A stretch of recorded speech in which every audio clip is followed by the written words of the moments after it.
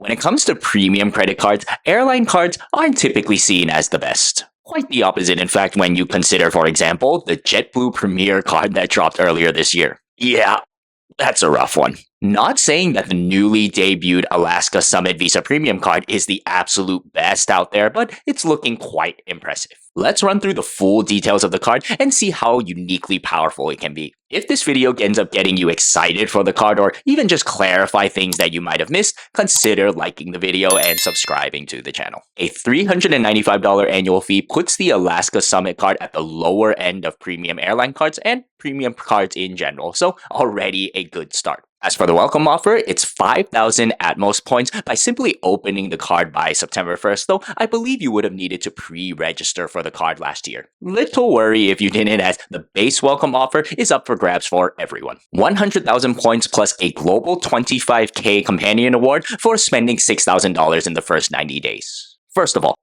Atmos rewards? Is it like a play on the word atom to sound scientifically cool? Or maybe a homophone for the word at most, but then again, you don't want your rewards program to have anything to do with at most, right? Don't really get the naming, and to be honest, it sounds a little dumb to me. Anyway, solid welcome offer. If the current Alaska award charts remain as they are, then 100,000 points is extremely valuable. We're talking round trip US to Europe in business class. And to top it off, one of the best benefits that you otherwise would only get starting on your first account anniversary can be had immediately as part of the welcome offer in the 25k Global Companion Award. Here, when you book your itinerary using Atmos points, your companion can travel for just the cost of taxes and fees if his or her portion of the redemption is for 25k points or less. And if it's more, then the Companion Award would simply knock off 25,000 points from your redemption, and you would have to pay the difference in points. Furthermore, the Companion Award can be used on any redemption that is redeemable with Atmos points. We're talking Alaska, Hawaiian, or partner flights, as well as on any cabinet of service, including business and first. On the downside, however, you do need enough Atmos points in order to book your own ticket using points, so it might be prudent for some people to spread the 100,000 point welcome offer into multiple small bookings so that you can use the Companion Award rather than one or two big redemptions. Or perhaps you can rack up more Atmos points through the spend multipliers. 25,000 points remains a long ways away if you're starting from zero, but relatively speaking, the multipliers on the Alaska Summit are quite good. 3x on Alaska and Hawaiian airline flights, dining, and foreign purchases, 1x on everything else. Also, a 10% increase in your spend multipliers if you also have an eligible Bank of America account, which includes savings, checking, and investment accounts. That 3x or 3.3x on foreign purchases is the first of its kind in the credit card space, at least to my knowledge, and makes the Alaska Summit stand out in a big way and be fit for people who are traveling overseas as a catch-all card. Heck, if you travel overseas a lot, it can be good as your one card setup, period. Airline cards have long offered poor value through the spend multipliers unless you're spending on that airline's flights. The Alaska Summit is very much an outlier here, albeit not within the US. The other way that the Alaska Summit stands out within the airline card space is in the benefits that it can give you for very high spend. By spending $60,000 in your anniversary year, you will receive a 100,000 point Global Companion Award. Works the same way as the 25,000 Companion Award that you get with no spend requirement, but obviously a lot more valuable. Again, as long as you have the points to book your own ticket, noting that $60,000 of spend will get you at least 60,000 Atmos points. You'll also earn 30,000 elite status points by virtue of the 1-to-2 earning ratio offered by the card, and when you add in the 10,000 elite status points that you get every year on your account anniversary, you'll have just enough for Atmos Gold plus 1 World Sapphire status. Let's see what $60,000 of spend gets you on other premium airline cards. Delta Reserve, 6,000 medallion qualification dollars from the spend, plus 2,500 MQDs from the card itself. Enough for Delta Silver status, but unfortunately short of Delta Gold. Sidetracking slightly, but you're probably better off getting both the Delta Platinum and Delta Reserve card, or two of either one, in order to automatically get 5,000 MQDs and Silver status. Onto United with the Quest card, which is interestingly a better option than the more premium United Club card for $60,000 of spend. 3,000 Premier qualifying points from the spend, 1,000 PQPs from the card itself, which unfortunately doesn't even get you United Silver status, but you do get a 10,000 mile award flight discount discount and 2 Global Economy Plus seat upgrades. Then, with the American Airlines Advantage Executive Card, you earn 60,000 loyalty points from the spend and 10,000 bonus loyalty points, which is good for Advantage Gold status, but just 5,000 short of Platinum status, so might as well spend an extra $5,000 to get there. While for most people, I'd still recommend putting $60,000 of spend towards welcome offers on other cards, or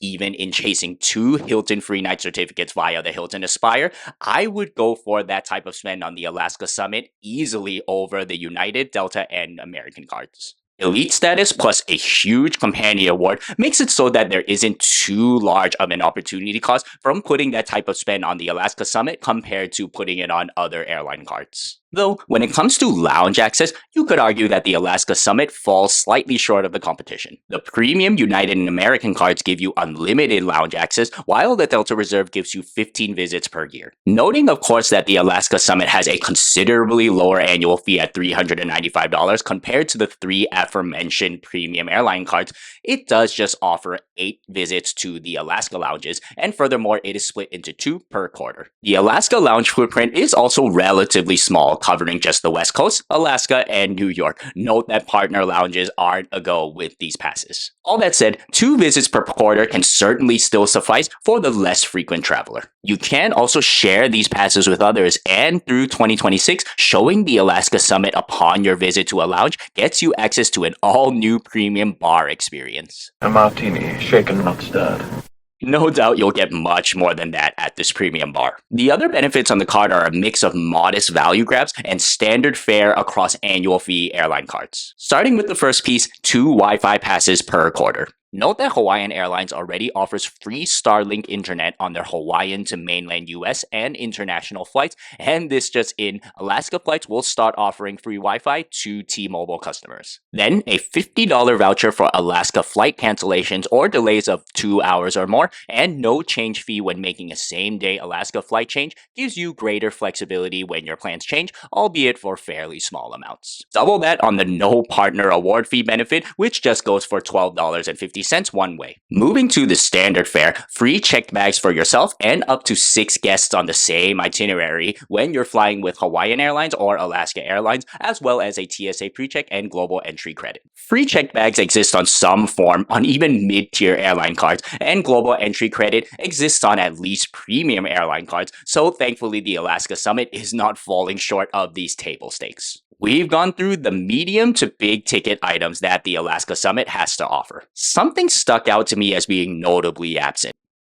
I wonder if you catch my drift. Here are some hints. Delta Reserve, $10 monthly rideshare, $200 annual Delta stays, $20 monthly resi. United Club, over $875 in annual partner credits. Advantage Executive, $120 annual Avis and budget, $10 monthly Lyft, $10 monthly Grubhub. Okay, you guys probably didn't need that much help. Yes, premium airline cards nowadays often have multiple statement credits or coupons that can potentially help you get outsized value, but also require greater effort to manage, and furthermore, a lot of those credits may not be very useful to a lot of people. The Alaska Summit is essentially absent of such statement credits, opting instead to make its statement, no pun intended, via a strong companion award, a unique, almost catch-all 3x multiplier, huge incentives for spending big on the card, and smaller things around the edges that don't require much effort to take advantage of. I think I speak for much of the credit card community in relaying our fatigue and somewhat resignation upon seeing so many of these premium cards increasing their annual fees and taking this coupon book form. The Alaska Summit is quite a breath of fresh air, and its debut is something that I think a lot of us can get excited for. But what do you guys think about the card? Will you be getting it? And if so, will it be a keeper card, or do you envision it as more of a one and done play for the welcome offer? Let me know below in the comments. Personally, I think that the Companion Award has the makings of a true airline superpower.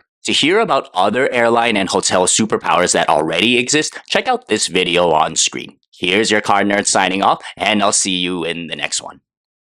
Peace.